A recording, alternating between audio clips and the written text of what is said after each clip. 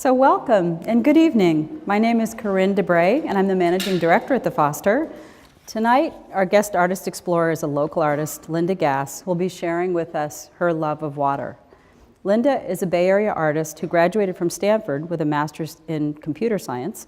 She made valuable contributions in software in the tech industry, and happily for us, she was drawn to making art about land use and water issues in the West.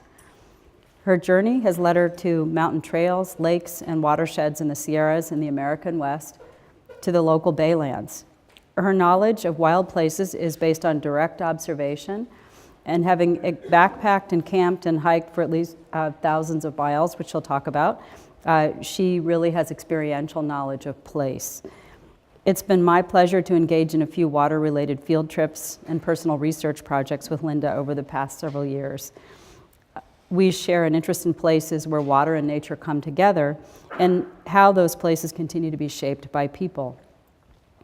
Artist, explorer, backpacker, educator, advocate, and photographer, Linda, like Tony Foster, brings a keen observational eye to landscapes, rendering them with great skill and beauty, often taking a compelling aerial cartographer or mapmaker's view. And she educates and inspires us about these places in the process. This award-winning artist's work has been exhibited in the US and internationally. Please join me in giving Linda a very warm welcome to the Foster.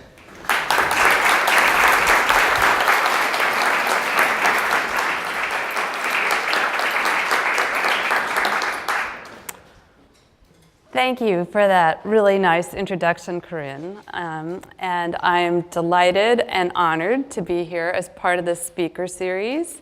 And it's really incredible that the Foster puts on these programs for free. And so please join me in giving it up to Jane Woodward and her staff for putting this on.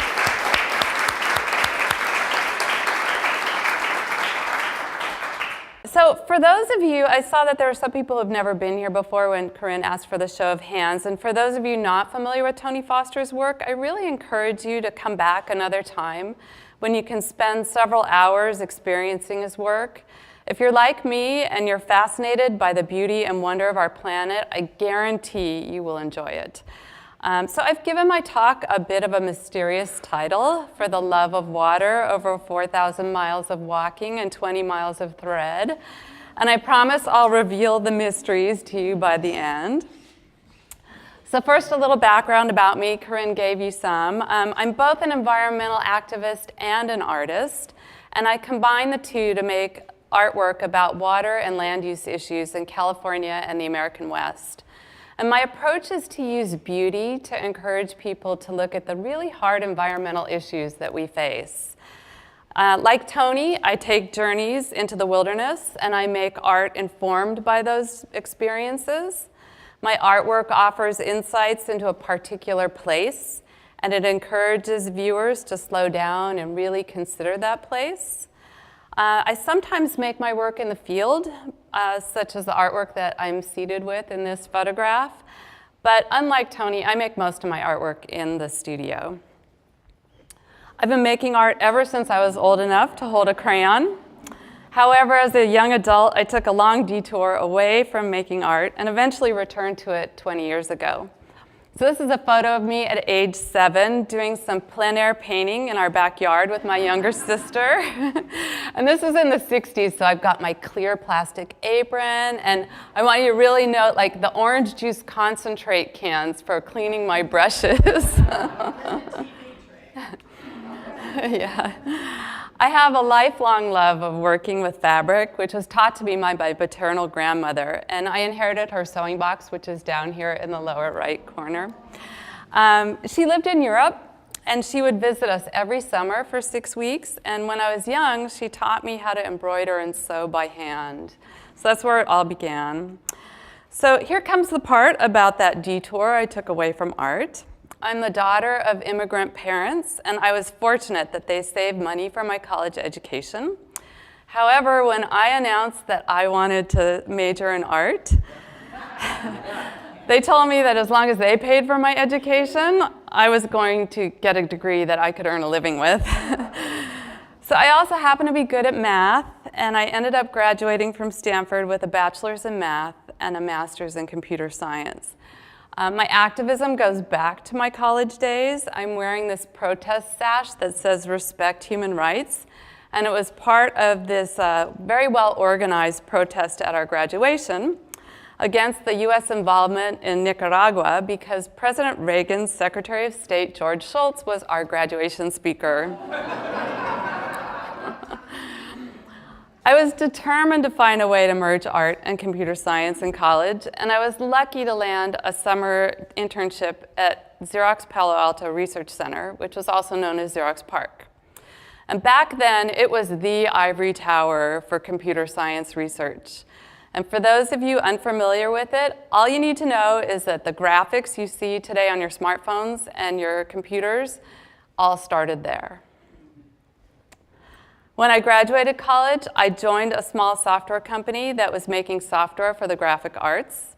And I was really excited to be able to combine my interest in art with my programming skills. This was in the days before startup companies were really a thing, and my advisor thought I was totally nuts to go join a startup. He told me I'd be out of a job in a year. But I was only 23, and what did I care about that? I just really admired and respected the founders of this company, and I really wanted to work with them. Well, you might be able to read the name of the company in the papers that are laid out there. It was Adobe Systems. And after a decade of incredible experiences, it was really time for me to do what I always really wanted to do, which was to make art. So I left Adobe, which was one of the most terrifying things I've ever done in my life, to walk away from a prestigious career I'd worked so hard to get there, with no clear plan for moving forward. And it took me a while to get my bearings, but eventually I found a path, and I continue to find new paths in making art. And it's definitely the most challenging and the most fulfilling thing I've ever done. As I mentioned at the beginning of my talk, I make artwork about water and land use issues in California. And I spend a lot of time in the summer seeking out the sources or the headwaters of the streams and rivers that we rely on for survival.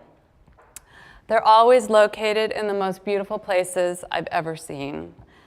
The wilderness is also where I go to find magic and refresh my perspective on life. It's vast and it can be unforgiving, and it really reminds me of my place in the universe.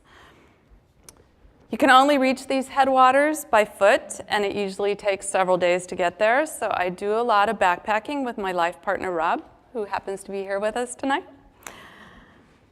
So before I show you my artwork, I want to tell you how I got interested in making environmental art. The inspiration for my artwork comes from the connections between humans and the water and the land that we need to survive.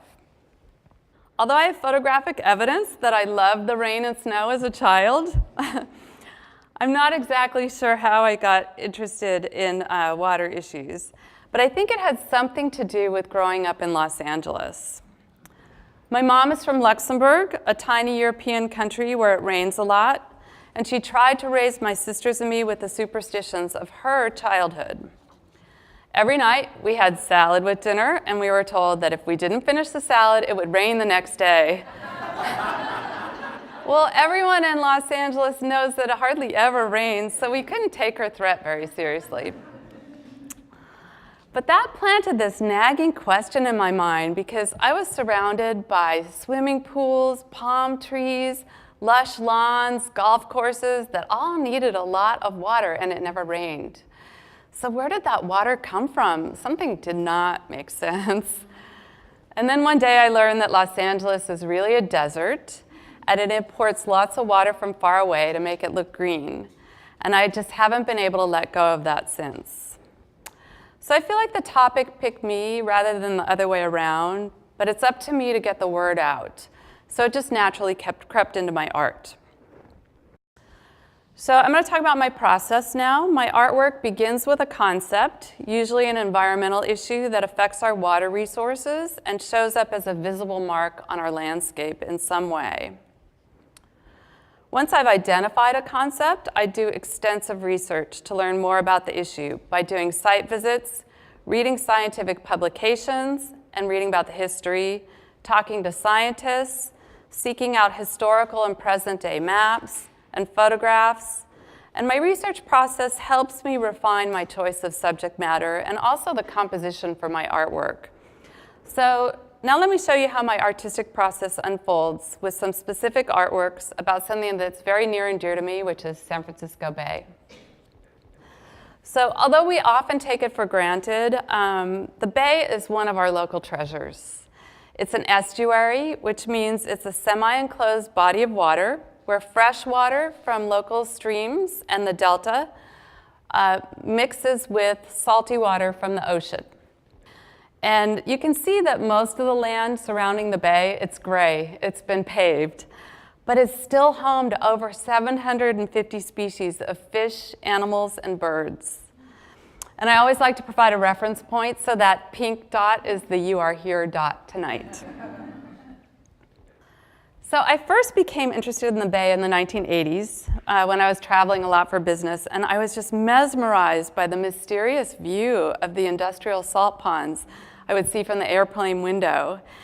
And I just wondered, like, what were those unreal colors and shapes? And once I learned what they were and their environmental impact on the Bay, I had to make artwork about it. It became my artistic concept.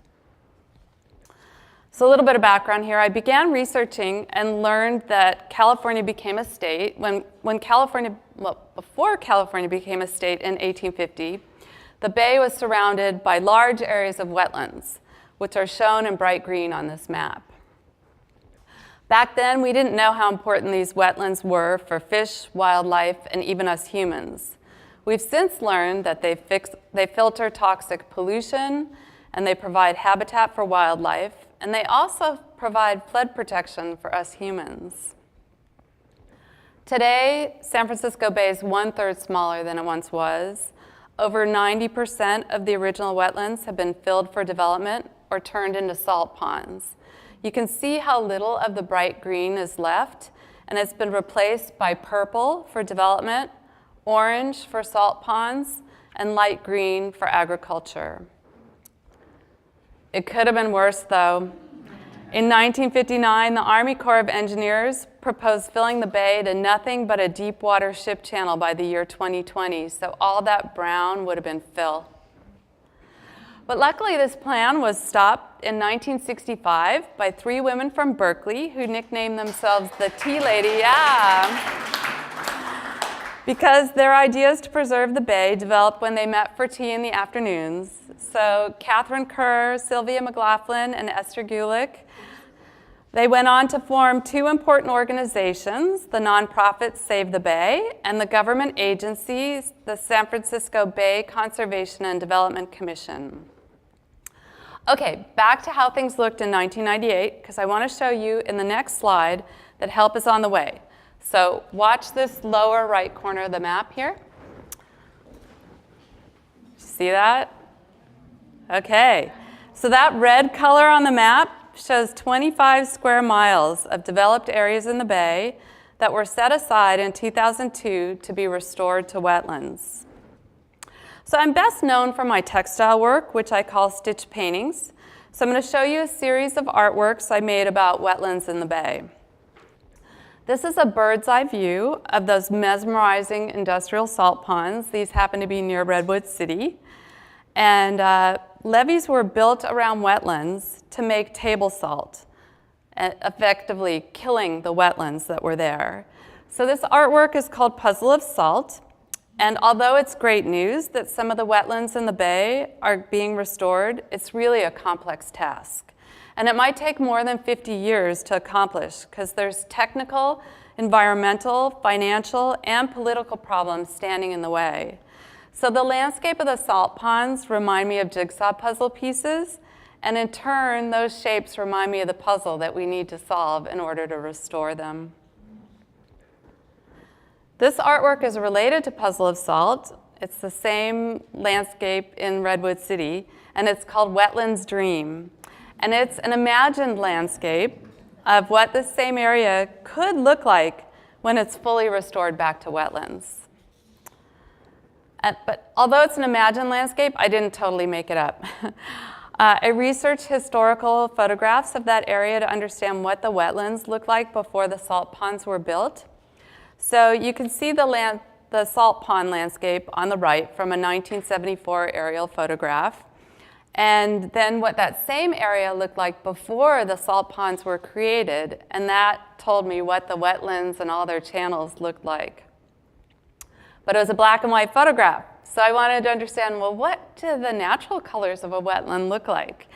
And so I visited one of the few untouched wetlands in the bay, which is just off of Bayfront Park near Menlo Park. And so here is the painting again, to show you how I incorporated the research that I did to create that painting. This one is called Fields of Salt, and it's the view looking north from the southernmost end of San Francisco Bay, where El Viso is. And you can see the Dumbarton Bridge and the old Southern Pacific Railway Bridge about a quarter of the way from the top of the painting. So those two little lines. And what look like farm fields in the foreground are actually salt ponds, which are in the process of being restored to wetlands as part of that 2002 restoration deal. I'm going to quickly show you a few other artworks from this series. This one's entitled South Bay. And this one is a view of Newby Island landfill, of where my garbage is disposed of. And this is a view of the Palo Alto wastewater treatment plant where my sewage goes. Can I see a show of hands? How many people here love maps? Oh, okay. All right, great. I'm in good company. I'm a map lover too. And when you see more of my artwork, I think you'll begin to see how map-based my work really is. Can you remember the first map in your life? Mine was a Rand McNally globe. I spent hours as a kid playing a game, spinning the globe, closing my eyes, and putting my finger to a random place on it. Sometimes I'd open my eyes to a place I'd never heard of before with whimsical names like Zanzibar or Christmas Island, but most of the time, my finger would end up in the blue ocean part. And it was my first realization of how much of our Earth's surface is covered with water that we can't drink. And of course, I use maps to find my way in the wilderness. This photo is from a backpacking trip we did in the Trinity Alps with friends, and we bought the wilderness maps right before we got on the trail. These were the biggest trail maps we'd ever seen, and we joked about how we could use them as an emergency tarp shelter or maybe a bed sheet. So, next I'm going to tell you about a series I'm working on that explores confluences of bodies of water in California that no longer exist due to human impact, such as dams and diversions. Each missing confluence is paired with a species that's either extinct or endangered as a result. The first work I completed in this series is about the San Joaquin River. It's the largest river in Central California. Before the 1940s, the river supported spring and fall Chinook salmon runs that numbered over 300,000 fish. And its regular flow could support large boats like this steamship. But that all changed with the completion of the Friant Dam in 1942. The dam enabled significant water diversions from the San Joaquin for agriculture. So much water is diverted from the river in most years, the once mighty San Joaquin actually dries up before reaching its confluence with the Merced River. 10 years after the dam was built, the count of Chinook salmon was 0, went extinct. But there's an effort underway to restore the river and the salmon runs, because in 1988, 13 plaintiffs filed a lawsuit and successfully proved that the Friant Dam's diversion of water from the San Joaquin violated both the Endangered Species Act and California's public trust policies. It took 18 years, however, to reach a settlement, and that requires the river flow to be restored and salmon to be reintroduced by 2012. So this photo is from November 2009, and it's an experimental test release from the Friant Dam. And here's a map that shows where the San Joaquin once flowed historically. and its confluence with the Merced. But remember that the San Joaquin dries up before it reaches that confluence. It took them beyond 2012, but in the spring of 2014, regular restoration flows from the dam were started, and 54,000 juvenile salmon were released to try to start restoring the spring salmon run. But then if you remember, 2015 and 2016 were drought years. So they had to basically, it negated the efforts. But in 2017, that marked the first year where the river was able to flow all the way from the Friant Dam to the confluence with the Merced. This is the artwork that I made in response to the research that I did. It's a bird's eye view of the confluence of the San Joaquin and Merced rivers, paired with Chinook salmon, a species endangered by the disappearing confluence. And the Merced is the blue river coming in from the left, and the San Joaquin is the brown, dry river coming in from the right. And here's a close-up detail of the painting and stitching that I did for the salmon. I thought I'd throw in a few images of a backpacking trip that we took a couple of years ago in Kings Canyon, where we explored the headwaters of Evolution Creek, one of the most beautiful tributaries of the San Joaquin River. This was in September 2017, the off-the-charts snow year we had, and we were amazed to see so much snow so late in the year. We did not expect to be crossing snowfields like this at 10,000 feet in September. And here's the headwaters of Evolution Creek near Muir Pass and the Black Divide, and all this water becomes part of the San Joaquin River. I'm going to tell you about one more artwork in this series. This one addresses what happened to the once large Owens Lake in the Owens River Valley in eastern California. This photo was taken before 1913, when the city of Los Angeles began diverting water from the river that fed the lake. This is a satellite image of the lake today. The former lake is the whitish area in the lower right corner of that photo. And by the late 1920s, the once large Owens Lake had completely dried up. Prior to that, the lake was 15 miles long, 10 miles wide, and 30 feet deep. And here's a photo taken on the ground of the dry lake bed. In a twist of irony, on windy days, great clouds of alkali dust get blown up from this dry lake bed and get blown as far as 100 miles away down to the Los Angeles basin, causing air pollution and respiratory problems for the people who live there. So the Los Angeles Department of Water and Power was forced to recognize that there was actually a good reason to leave water in the lake, and they're now having to irrigate the lake bed to keep the dust down. Many species have been affected by this diversion of water and the resulting drying out of the Owens River Valley. And one of the most beautiful ones is the now endangered Inyo County star tulip. This exquisite flower is native to and only exists in California. Rather than create a painting about a dry river flowing into a dry lake bed, which I didn't think would look very interesting, I decided to head upstream to the root of the problem where the water gets diverted out of the river. And so it's that site up there with this diversion dam, which is about 10 miles south of Big Pine on Highway 395, for those of you who've traveled that area. And this is my artwork done in response to my research.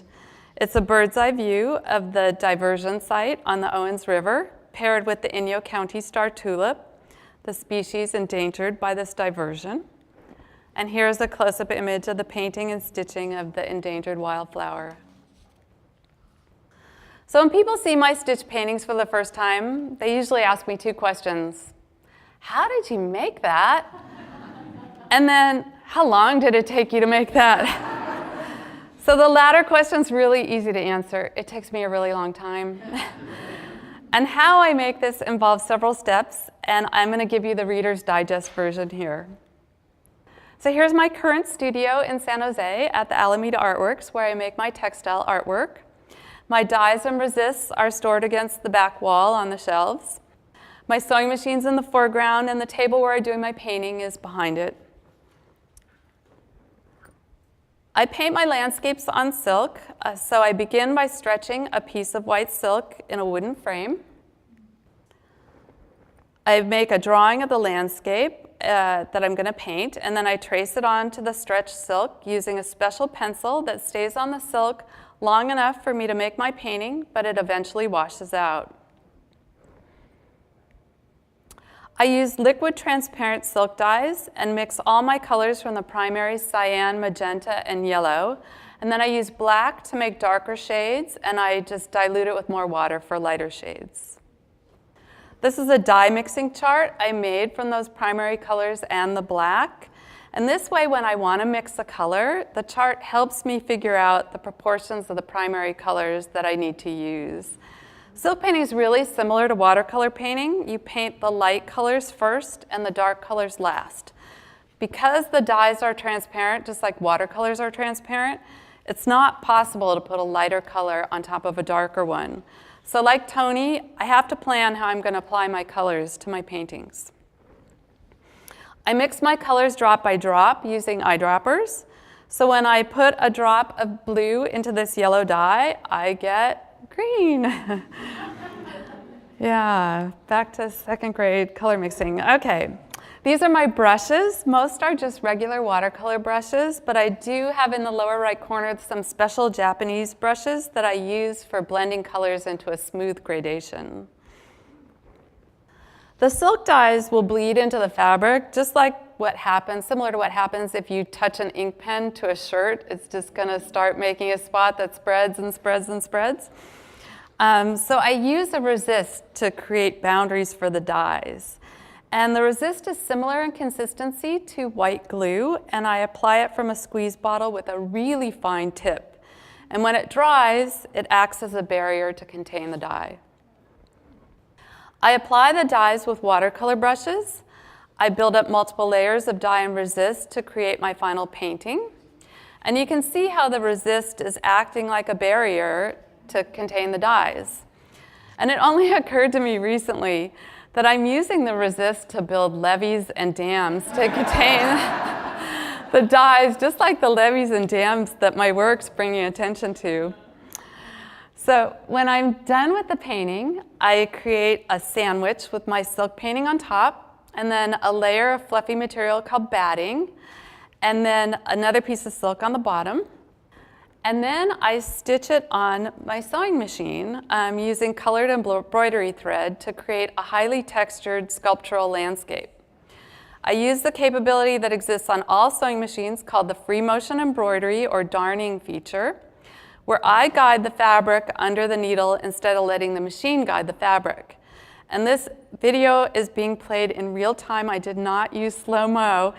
So now you know why my work takes me so long to do. So I promised I would reveal where my provocative title came from, and here's the story behind the over 20 miles of thread. Since 2008, I've been saving all the plastics I can't recycle. And that includes the plastic spools from my sewing thread. So when I added up the number of meters on the spools I've saved so far, it comes out to over 20 miles worth of thread that I've sewn on my sewing machine over the past 10 years. So next I want to tell you about an artwork I did that looks at the consequences of climate change and the past policy of suppressing forest fires. This work is about the impact of the rim fire on the Tuolumne River watershed. The water you drink here in Palo Alto comes from this watershed, and 2.4 million people in the Bay Area rely on it. In the Pacific Northwest, they have rainforests. But here in the Sierra, we have fire forests. Fire is a natural part of the life cycle of healthy forest ecosystems, and many species rely on the fire for survival, like this giant sequoia in Sequoia National Park. It's common to see burn scars like this on living trees, but for many years, we thought we were saving the forests by not allowing them to burn. But if you combine drought, summer heat, and an abundance of fuel from decades of fire suppression, you get a mega fire like the rim fire that burned so hot and fast, it consumed entire trees.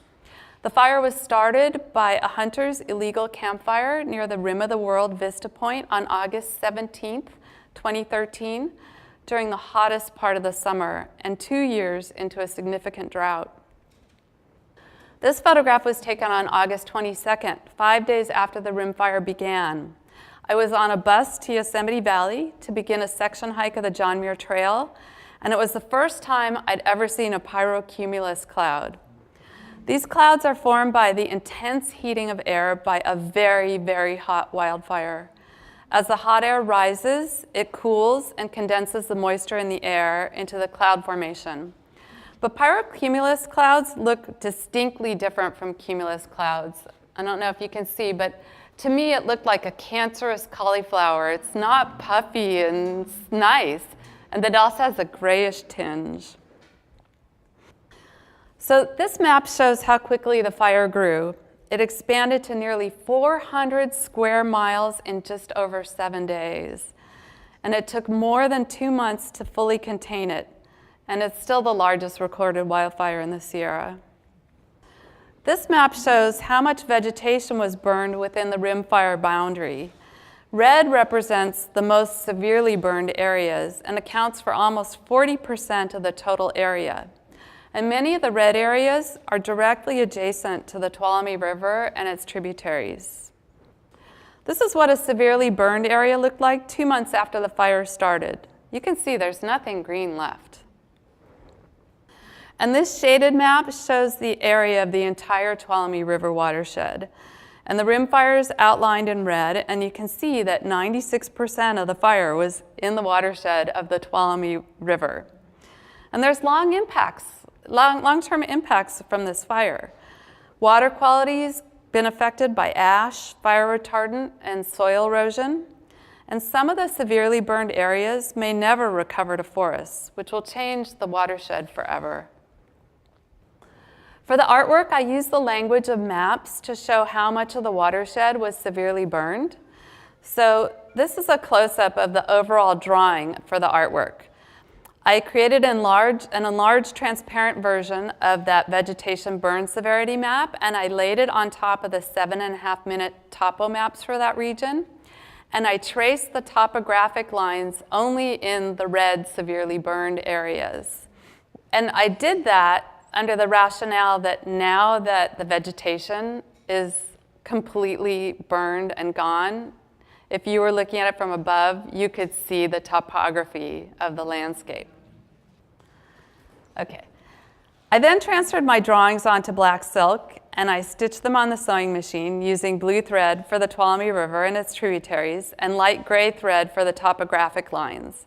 The boundary of the fire is shown by the dashed stitched line, and the burned areas that weren't severely burned, I stitched in this kind of loop-to-loop stitch to give it a chaotic look. And then I used grid stitching outside of the fire boundary because everything was normal and orderly. So here's the entire artwork where the affected watershed's been divided up into 12 squares. The blue thread of the rivers and reservoirs like really pops out of the black silk. And the abundance of light gray topographic lines highlights just how much of the landscape was reduced to ash. 1 year after the fire, I revisited some of the severely burned areas. And many of the burned trees in the national forest areas were logged in what was called a salvage logging effort to harvest that wood for timber. And while this brought a nice temporary economic boost to the logging companies and the local communities, it robbed the forest of the ecosystem benefits of the deadwood's role in regenerating the forest for future generations.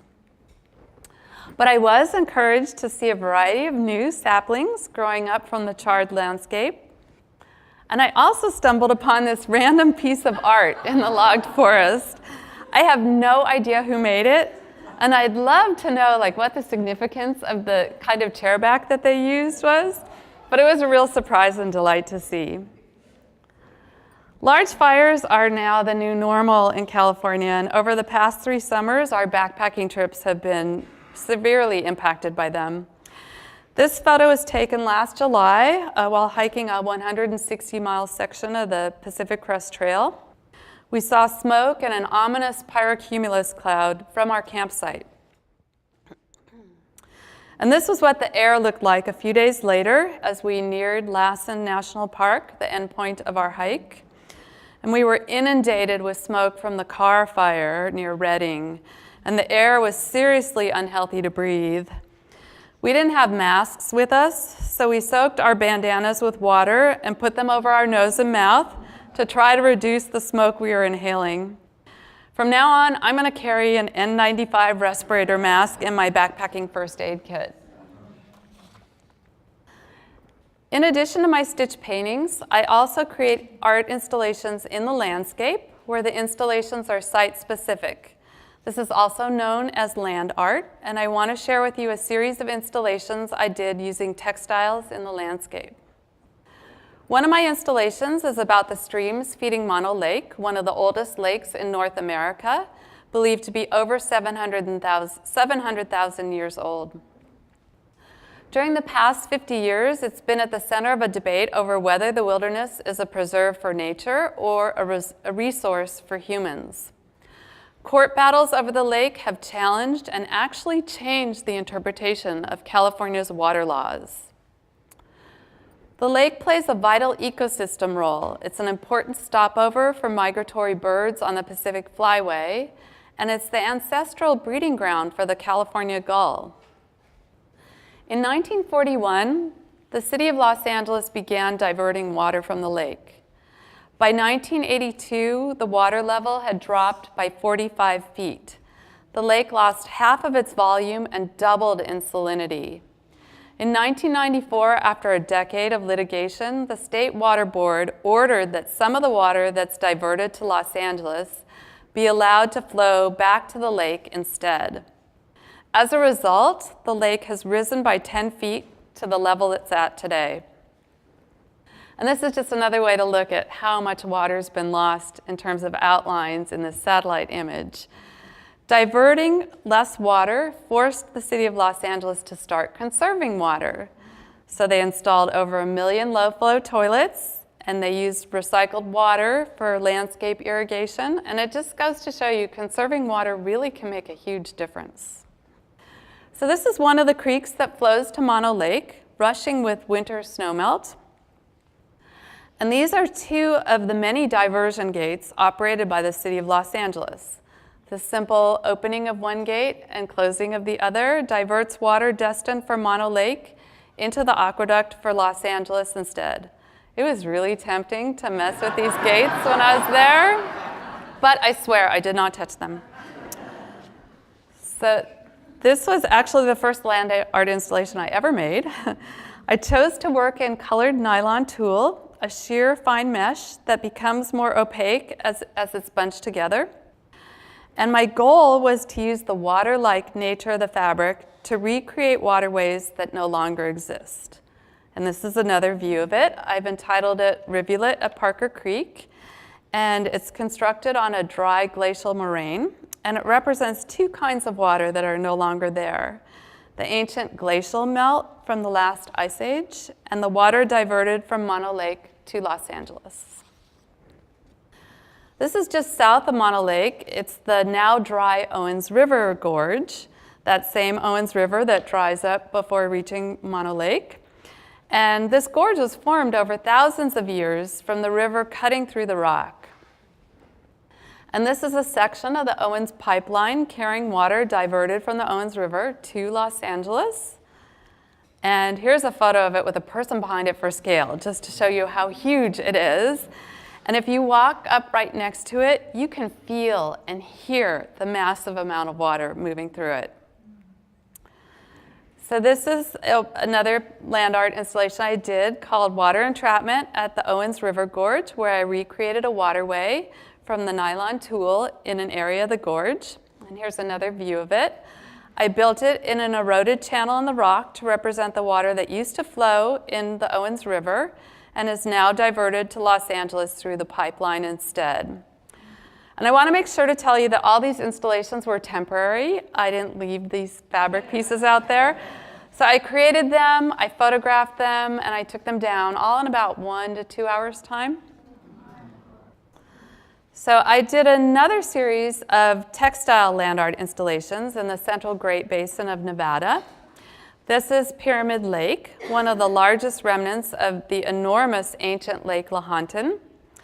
And it's a major habitat for Lahontan cutthroat trout, and it's an integral part of the Paiute Indian Reservation, and they're one of the few North American tribes never displaced from their home territory. A little history here. The National Reclamation Act passed in 1902 to build irrigation projects in the West to reclaim arid lands for farming and settlement. Diversion of the Truckee River became one of the first projects completed under this act. It significantly reduced flows to Pyramid Lake, causing the native cutthroat trout to become extinct by the 1940s because there wasn't enough water in the river for the fish to swim upstream and spawn, so the fish population died. By 1967, the lake dropped 94 feet below its highest recorded level in 1891. But the water level today has risen by 23 feet because the Paiute tribe sued the federal government and won, resulting in less water being diverted. And the lake is now artificially stocked with cutthroat trout from hatcheries that are managed by the Paiute tribe. So this is a giant tufa formation that originally formed under the lake surface when it was part of ancient Lake Lahontan at the end of the last ice age. And the water level was much higher than it is today, obviously. And tufa occur when an underwater spring that's rich in calcium bubbles up into lake water that's rich in carbonates. And when the calcium comes into contact with the carbonates, a chemical reaction occurs resulting in calcium carbonate deposits, which is also known as limestone. So this tufa is now exposed mostly due to the natural warming of the earth since the last ice age, but some of it's exposed because of the lowering of the lake. So you can see my land art installation in the foreground. For this series of installations, I made these long, narrow strips of fabric to represent stitches of thread. And my idea was to connect the past and the present by putting giant stitch marks into the landscape using different kinds of embroidery stitches. So here's another view of that same installation. I climbed up onto the tufa and I shot the photograph looking down. And I'm trying to stitch together the past level of Pyramid Lake with the present level using a stitch called a running stitch. So my stitch is actually symbolic. Running stitch is used to sew together multiple layers in a quilt. So I'm sewing together multiple layers of the history here. Another installation I did was in the Black Rock Desert, located about 80 miles north and east of Pyramid Lake. It's a 400 square mile dry lake bed so desolate that nothing ever grows here. And it's best known as the place where people go for Burning Man. There was an ancient lake here in Lahontan that was 500 feet deep, and that dried up at the end of the last ice age. So here's another embroidered landscape I did. I wanted to connect the now dry earth with the former lake by making stitch marks to represent water. So I chose the zigzag stitch to look like the pattern of ripples on the surface of water. The next series of artwork I'm going to show you came out of an art and science residency sponsored by the Palo Alto Art Center and Junior Museum and Zoo called Creative Ecology. I was one of 4 artists awarded the residency, and each artist was asked to choose a local open space to work in, and I chose Cooley Landing in East Palo Alto. As an artist, I'm interested in how a landscape changes over time and the environmental implications of those changes. This is a bird's eye view of Cooley Landing today, but this peninsula of land didn't always exist. 200 years ago, the area was all pristine wetlands, as shown in this historical map, and I pointed out where Cooley Landing would be if it existed back then. And it was a favorite hunting and fishing spot for the native tribes. And there were so many birds that it was said that the sky was just black with birds, and hunters could just catch them by putting out a net. Could you imagine being able to do that today? Yeah. So big changes started happening during the gold rush when it became a shipping port. A shipping dock was built and it became known as Cooley Landing. The biggest changes happened from 1932 to 1960 when it was the San Mateo County dump. You can see in the photographic timeline along the bottom how landfill created the peninsula we know today as Cooley Landing. Unfortunately, this filled in valuable wetlands and it contaminated the soil with lead, mercury, PCBs, and other toxins. After 150 years of industrial use, Cooley Landing is now being transformed into a new open space park. The toxic landfill has been capped with 2 feet of clean soil. Mudflats are alive with snails and crabs that feed fish and birds. Marshlands support pickleweed and endangered species like the salt marsh harvest mouse. And new native landscaping has attracted black-tailed jackrabbits. During the first part of the residency, the public was invited to do art and science activities at Cooley Landing with me and 2 art and science teachers. We examined the environment up close with magnifying glasses and then sketched what we observed.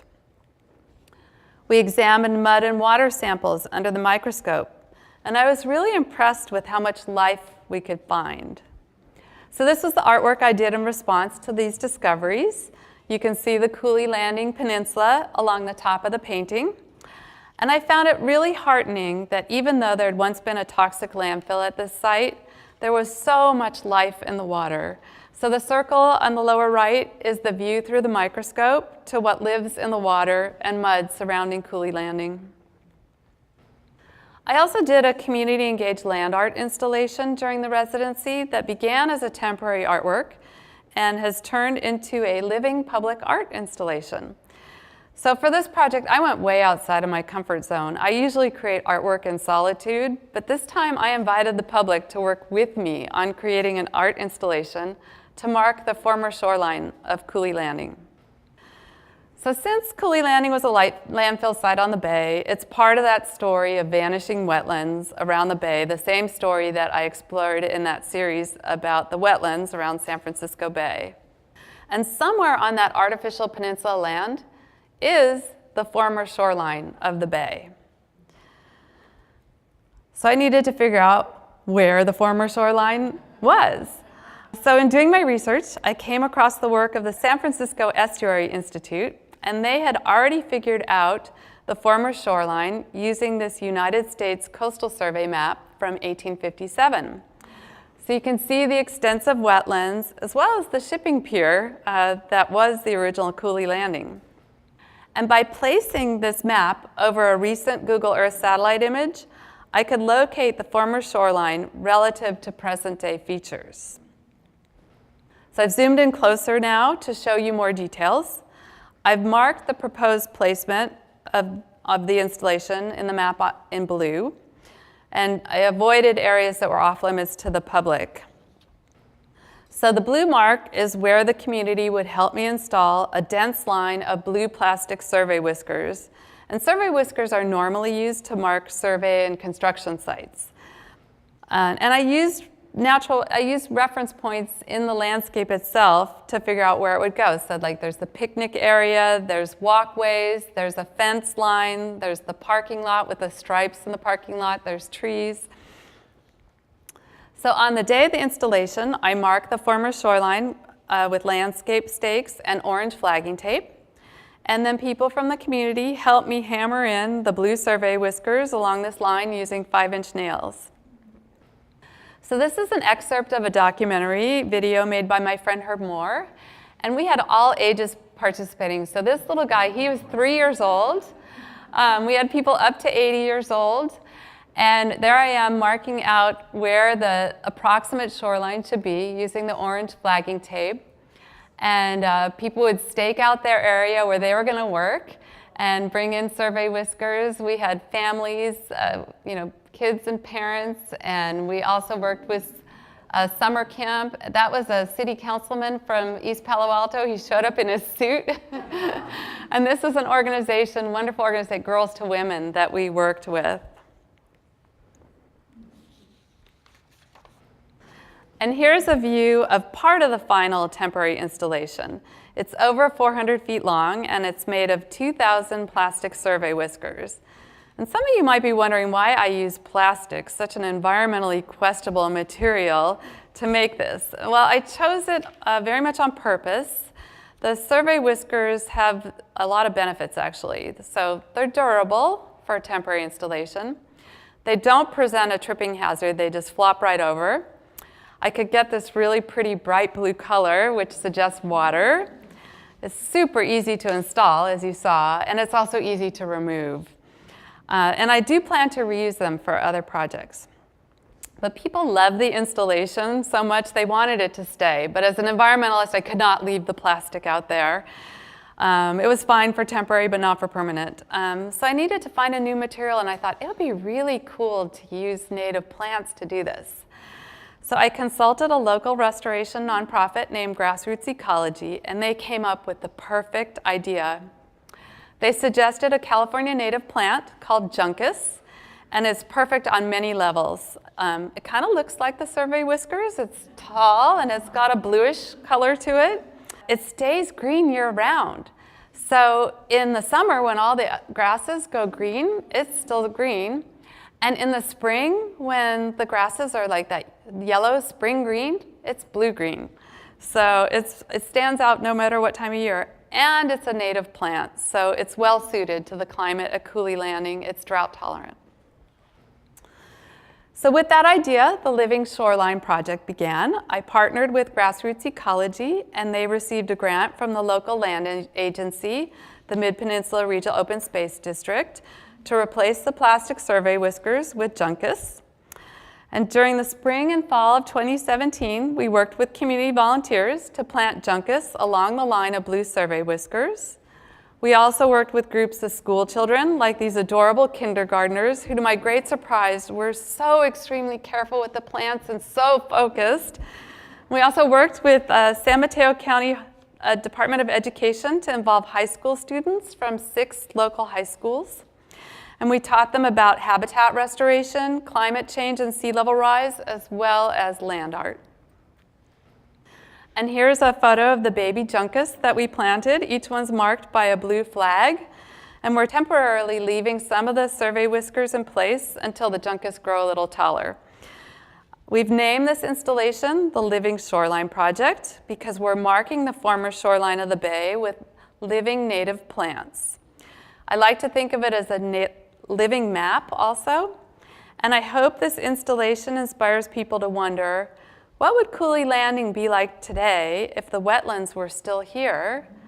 And what new things do we observe now that the filled land is here instead? And one more fun thing. The other day I was looking at Cooley Landing using Google Earth, and I realized that you can now actually see this land art installation from space. Yeah. Finally, I want to show you some artwork I've made in glass. This is a cast glass water faucet. This artwork was made using the lost wax technique and building a plaster silica mold. The artwork is meant to express the vulnerability of our water supply. This is another cast glass piece entitled Tapping Mono Lake, and the outline of the sculpture is based on the current shoreline shape of Mono Lake. And it's asked the question, do we really need to drain ancient lakes to have our precious green lawns? And this is the last artwork I'll show you this evening, which is also about the loss of wetlands around San Francisco Bay, and I'll explain the research behind this in my next few slides. This is a Google Earth view of the Palo Alto Baylands, just a few miles from here. And you can see the airport and the golf course and the corporate industrial park and the landfill and all of those, and the wastewater treatment plant as well, and all of those were built on former wetlands. So I went back to that 1857 U.S. Coastal Survey map of San Francisco Bay to understand where the original wetlands once were. So to make my artwork, I focused on the wetlands that were filled for development. So this is a cropped view in Google Earth, really focusing on that corporate industrial park, the golf course, the airport, the wastewater treatment plant, and the landfill. And then I overlaid that, a digitized version of that coastal survey map. And this is a close-up of the artwork to show you how I represented the built environment as a map-like drawing of roads and buildings. Those are the reddish colored lines, which is actually copper that's been encased between layers of the glass. And the wetlands that still survive today, I used colored ground glass and sprinkled it on in order to make those designs. And then the former wetlands channels, I sandblasted in from underneath. And that way, and you can see some of the shadows cast on the wall by the wetlands channels and the copper. And there's 4 layers of glass in this artwork that are fused together in a kiln, and it's a 1/2 inch thick. So here's the overall artwork again. It's 35 inches by 35 inches, and it's made up of 16 tiles. It's entitled Ghost of Wetlands Past. And now that we've made it to this point in the presentation, it's time for me to reveal where the over 4,000 miles of walking came from. I did a conservative back-of-the-envelope calculation of the miles I hike each year exploring watersheds. This counts the hikes that I do in our local watersheds, as well as the longer distance backpacking trips we do in the Sierra and day hikes that we take during road trips. On average, I hike 200 miles locally in a year. I backpack about 100 miles on average, and I hike about 20 miles on average during road trips. So that's 320 miles per year. I've been doing hikes focused on watersheds for over 20 years, so I could have picked an even bigger number than 4,000. But I wanted to be conservative, since there have been some years where I hiked less. But then again, there were other years like last year where we backpacked over 240 miles. So I do all my hiking in mesh lightweight trail runners. Hiking boots are so yesterday. These shoes are great for hiking long miles without my feet getting too hot and without getting blisters. But the downside is dirty feet. This is after a 15-mile day on a particularly dusty stretch of the Pacific Crest Trail last summer. One of the things that's made a huge difference in how far I can hike in a day is reducing my pack weight. We rarely carry more than a week's worth of food at a time, so my pack never weighs more than 25 pounds. And most of the time, it's under 20 pounds. Rob carries more of our food, so his pack sometimes weighs as much as 35 pounds. But between the two of us, we're never carrying more than 60 pounds. And somehow we manage to stay happy with each other, even when we're tired and we stink from not bathing for a week. And I just want to say I'm so grateful for Rob's support, both during our trips and in everyday life. So this brings me to the end of my presentation. Thank you for coming tonight. You've been such a lovely audience.